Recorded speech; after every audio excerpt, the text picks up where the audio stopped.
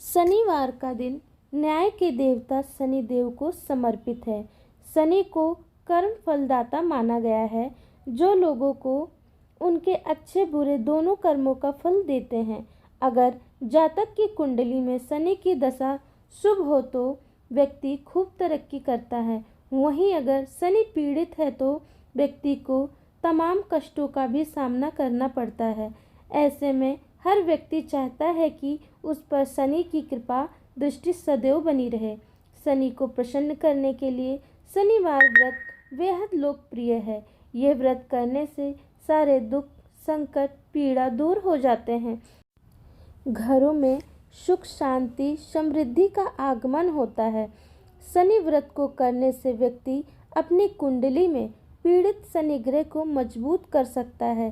कहते हैं, जिस व्यक्ति पर शनि की कृपा बरसती है उसे सफल होने से कोई नहीं रोक सकता। शनि व्यक्ति को रंक से राजा बनाने की ताकत रखते हैं। कथा इस प्रकार से है। एक समय की बात है जब सभी नवग्रह यानी सूर्य, चंद्रमा, मंगल, बुध, बृहस्पति, शुक्र, शनि, राहु और केतु में विवाद छिड़ गया कि इनमें से सबसे बड़ा कौन है। सभी आपस में लड़ पड़े। तभी सारे देवराज इंद्र के पास पहुँचे। इंद्रदेव घबराए और निर्णय लेने में अपनी असमर्थता जताई, लेकिन उन्होंने राजा विक्रमादित्य का नाम बताया और कहा, वो इस समय पृथ्वी पर अति न्यायप्रिय हैं। आपकी मदद वही कर सकते हैं। सभी ग्रह एक साथ राजा विक्रमादित्य के पास पहुँचे और अपनी समस्या रखी। राजा विक्रमादित्य संकट में आ गए, क्योंकि वे जानते थे कि जिस किसी को भी छोटा घोषित किया जाएगा वह क्रोधित हो उठेगा। तब राजा ने एक उपाय बताया। उन्होंने स्वर्ण, रजत, कांसा, पीतल, सीसा, रांगा, जस्ता, अभ्रक और लोहे से 9 सिंहासन बनवाए। इस सिंहासन को इसी क्रम से रख दिया। फिर उन सब से निवेदन किया कि आप सभी सिंहासन पर स्थान ग्रहण करें। इनमें से जो अंतिम सिंहासन पर बैठेगा वही सबसे छोटा माना जाएगा। लोहे का सिंहासन सबसे बाद में होने के कारण शनिदेव उसी पर बैठ गए। तभी से वो सबसे छोटे कहलाने लगे। शनिदेव को लगा कि राजा ने जानकर ऐसा चाल चला है। वह गुस्से में राजा से बोले, राजा, तू मुझे नहीं जानता। सूर्य एक राशि में 1 महीना, चंद्रमा 2.25 महीना, 2 दिन, मंगल 1.5 महीना, बृहस्पति 13 महीने व बुध और शुक्र 1-1 महीने विचरण करते हैं। लेकिन मैं 2.5 से 7.5 साल तक एक ही राशि में रहता हूँ। मैंने बड़े बड़ों का विनाश किया है। जब श्री राम की 7.5 आई तो उन्हें वनवास हो गया। रावण की घड़ी में तो उसकी लंका को वानरों की सेना ने हरा दिया। अब तू क्या चीज़ है। ऐसा कहते हुए शनिदेव वहाँ से चले गए। बाकी के देवता खुशी खुशी वापस आए। कुछ समय बीतने के बाद राजा की 7.5 आई। तब शनिदेव बढ़िया बढ़िया घोड़े को लेकर एक सौदागर बनकर वहाँ पहुँचे। राजा को पता लगते ही वह अपने अश्वपाल को अच्छे घोड़े खरीदने की आज्ञा दे दी।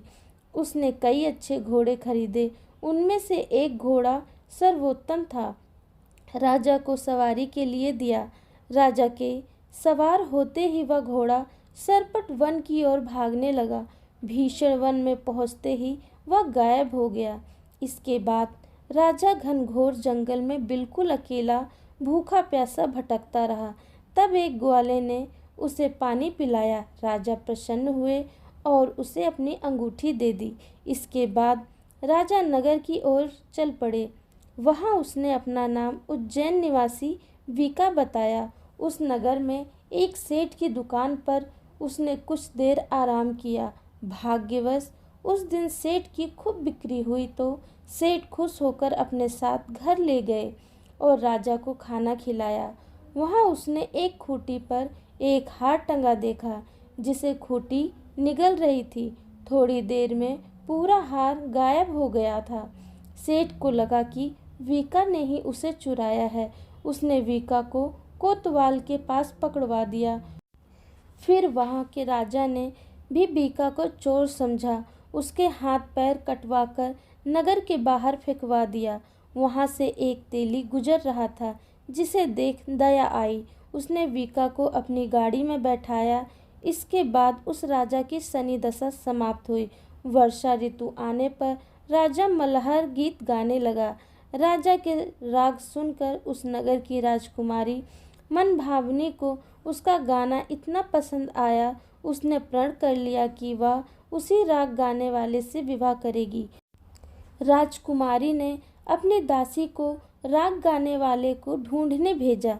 दासी ने पता लगाकर राजकुमारी को बताया कि वह एक चौरंगिया है, लेकिन राजकुमारी तब भी उसी से विवाह पर अड़ी रही। अगले दिन वह अनशन पर बैठ गई कि विवाह करेगी तो उसी से करेगी। तो राजा ने अपनी राजकुमारी का विवाह उस अपंग राजा से करवा दिया। तब एक दिन राजा के स्वप्न में शनिदेव ने कहा, राजन, देखा मुझे छोटा बताकर तुम्हें कितना दुख झेलना पड़ा है। राजा ने उनसे क्षमा मांगी, प्रार्थना करते हुए कहा कि हे शनिदेव, ये दुख किसी और को न देना। शनिदेव मान गए और कहा कि जो मेरी कथा और व्रत करेगा उसे मेरी दशा से कोई दुख नहीं झेलना पड़ेगा। व्यक्ति रोज चींटियों को आटा डालेगा, उसकी सभी मनोकामनाएं पूरी होंगी। ऐसा कहते हुए शनिदेव ने राजा के हाथ पैर वापस कर दिए। सुबह आँख खुलने पर राजकुमारी ने देखा तो वह चौंक गई। फिर वीका ने उसे बताया कि वह कोई वीका नहीं है, उज्जैन का राजा विक्रमादित्य है। सभी प्रसन्न हुए। सेठ को जब ये बात पता लगी तो वह राजा से क्षमा मांगने लगा। राजा ने कहा कि इसमें किसी का कोई दोष नहीं है, वह तो शनिदेव का क्रोध था। सेठ ने फिर राजा से अपने घर आने पर निवेदन किया कि सेठ ने कई प्रकार के व्यंजनों से राजा का सत्कार किया। साथ ही सबने देखा कि जो खूंटी हार निकल गई थी वही अब हार उगल रही थी। सेठ ने तहे दिल से राजा का धन्यवाद किया। फिर सेठ ने राजा से अपनी कन्या श्री कांवरी के साथ विवाह करने का निवेदन किया। राजा ने इसे स्वीकार कर अपनी दोनों रानियों मनभावनी और श्री कांवरी को लेकर उज्जैन नगरी चले गए। वहाँ राजा का खूब आदर सत्कार किया गया। सारे नगर में दीपमाला बनाई गई। राजा ने पूरे नगर में घोषणा की कि मैंने शनिदेव को सबसे छोटा बताया था, जबकि वही सर्वोपरि हैं। सारे अच्छे बुरे कर्मों के कारक शनिदेव हैं। तब से सारे राज्य में शनिदेव की पूजा और कथा नियमित रूप से होने लगी। माना जाता है कि जो भी शनिवार का व्रत रखता है, शनिदेव की इस कथा को सुनता है या पढ़ता है, उसके सारे दुख दूर हो जाते हैं। शनिदेव की आरती। जय जय श्री शनिदेव भगतन हितकारी, सूरज के पुत्र प्रभु छाया महतारी। जय जय श्री शनिदेव भगतन हितकारी, श्याम अंग वक्र दृष्टि चतुर्भुजाधारी। नीलांबर धर नाथ गज की आसवारी। जय जय श्री शनिदेव भगतन हितकारी, किरीट मुकुट शीस रजत दिपत है लीलारी। मुक्तन की माला गले में शोभित बलिहारी। जय जय श्री शनिदेव भगतन हितकारी, मोदक मिष्ठान पान चढ़त है सुपारी। लोहा तिल तेल उड़द महिषी अति प्यारी। जय जय श्री शनिदेव भगतन हितकारी, देव दनुज ऋषि मुनि सुमिरत नर नारी। विश्वनाथ धरत ध्यान शरण है तुम्हारी। जय जय श्री शनिदेव भगतन हितकारी, जय जय श्री शनिदेव भगतन हितकारी। सभी सुनने वाले पढ़ने वाले सब पर शनिदेव की कृपा बनी रहे। कथा आरती अच्छी लगी हो तो प्लीज़ एक लाइक ज़रूर करें। धन्यवाद।